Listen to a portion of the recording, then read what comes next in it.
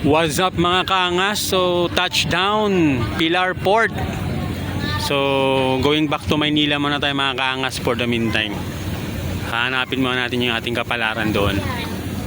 So ayan, from 6 AM no. Nagbiyahe ako dun sa may Monreal, Masbate, may Ticao Island, dun sa pier. Ngayon nakarating tayo, almost 2 hours din yung biyahe. Actually wala pa siyang 2 hours kasi mabilis ngayon. Kasi hindi maalon yung karagatan, hindi rin ganun kalakas yung hangin. So ayan, ito yung mga barko dito mga kaangas no. May biyahe itong papuntang San Jacinto, Masbate City. Ayan.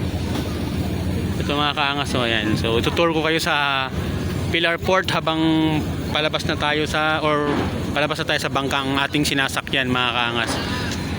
So ayan, sa mga magbabakasyon no, papuntang Masbate, especially sa Monreal, ang daming magandang spot doon, mga dagat, mga may ilog, especially yung matang tubig na tinatawag nila.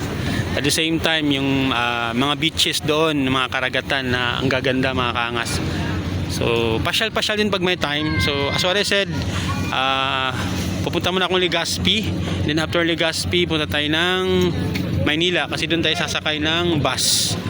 Ayan mga kaangas. So, dahan-dahan lang tayo, no? Baka alam mo na, baka majulog tayo dito. Ayan, oh. Pilar Port. Ayan. So ito lang buhay natin ngayon. So thanks God naman kasi medyo maganda yung biyahe natin, safe na safe. So dito paglabas mo, sasalubungin ka ng mga porter na tinatawag nila or mga tawag dun, mga kargador, pwedeng ganun, di ba? So ayan.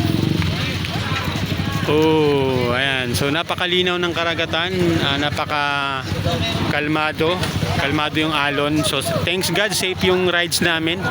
So ito pala, meron tayong co-shipping dito. Ito galing tong, alam ko San Jacinto eh. Ayan. So dito malalaking sasakyan, kasya, di ba? Kung meron kayong mga 4 wheels, motor. Ayan. So mas maganda kung ito yung sasakyan nyo, yung mga malaking barko. Ayan mga kaangas oh. Ayan.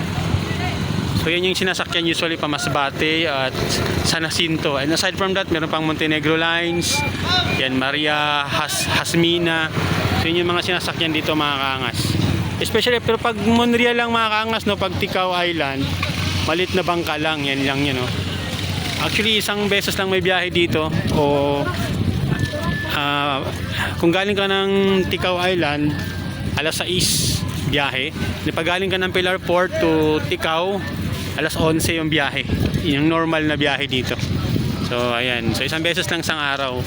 So 6 AM pag galing ka ng Ticao, Monreal, 11 AM pag galing ka ng Pilar Port. So yun lang, pero pag mga San Jacinto naman, usually alas 3 ang alam ko eh.